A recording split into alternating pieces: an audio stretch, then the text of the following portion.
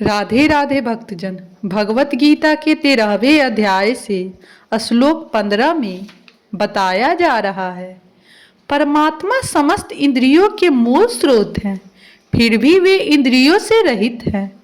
वे समस्त जीवों के पालन करता होकर भी अनासक्त है।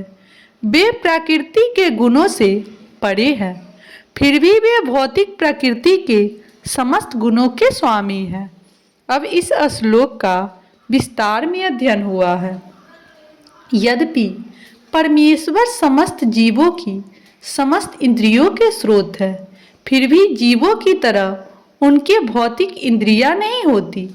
वास्तव में जीवों में आध्यात्मिक इंद्रियां होती है, लेकिन बंध जीव में वे भी भौतिक तत्वों से आच्छादित रहती है।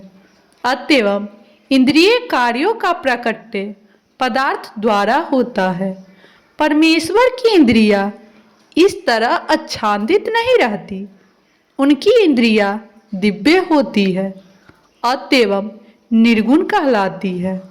गुण का अर्थ है भौतिक गुण, लेकिन उनकी इंद्रियां भौतिक आवरण से रहित होती है। यह समझ लेना चाहिए कि उनकी इंद्रियां हमारी इंद्रियां जैसी नहीं होती, यद्यपि वे हमारे समस्त इंद्रिय कार्यों के स्रोत है, लेकिन उनकी इंद्रियां दिव्य होती है, जो कलमश रहित होती है। इसकी बड़ी ही सुंदर व्याख्या श्वेतांबर उपनिषद के अपानिपादो जवनो ग्रहिता श्लोक में हुई है।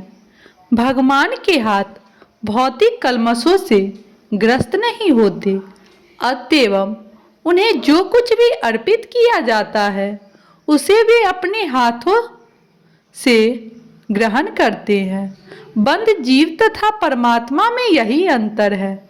उनके भौतिक नेत्र नहीं होते, फिर भी उनके नेत्र होते हैं, अन्यथा वे कैसे देख सकते हैं? वे सब कुछ देख सकते हैं, भूत, वर्तमान तथा भविष्य। वे जीवों के हृदय में वास करते हैं और वे जानते हैं कि भूतकाल में हमने क्या किया, अब क्या कर रहे हैं और भविष्य में क्या होने वाला है। इसकी पुष्टि भगवत गीता में हुई है। वे सब कुछ जानते हैं, किंतु उन्हें कोई नहीं जानता। कहा जाता है कि परमेश्वर के हमारे जैसे पाँव नहीं हैं, लेकिन वे आकाश में विचरण कर सकते हैं, क्योंकि उनके आध्यात्मिक पाँव होते हैं। दूसरे शब्दों में भगवान निरंकार है, निरंकार नहीं है। उनके अपने नेत्र, पाँव, हाथ सभी कुछ होते हैं, और चूंकि हम सभी परमेश्वर के अंश हैं, अतएव हमारे पास भी ये सारी वस्तुएं होती है, लेकिन उनके हाथ, पाँव, नेत्र तथा अन्य इंद्रियां प्रकृति द्वारा कलमशग्रस्त नहीं होती। भगवत गीता से भी पुष्टि होती है कि जब भगवान प्रकट होते हैं तो वे अपनी अंतरंगा शक्ति के यथा रूप में प्रकट होते हैं। वे भौतिक शक्ति द्वारा कलमशग्रस्त नहीं होते, क्योंकि वे भौतिक शक्ति से के भी स्वामी हैं। वैदिक साहित्य से हमें पता चलता है कि उनका सारा शरीर आध्यात्मिक है। उनका अपना नित्य स्वरूप होता है, जो सच्चिदानंद विग्रह है। वे समस्त ऐश्वर्यों से पूर्ण हैं।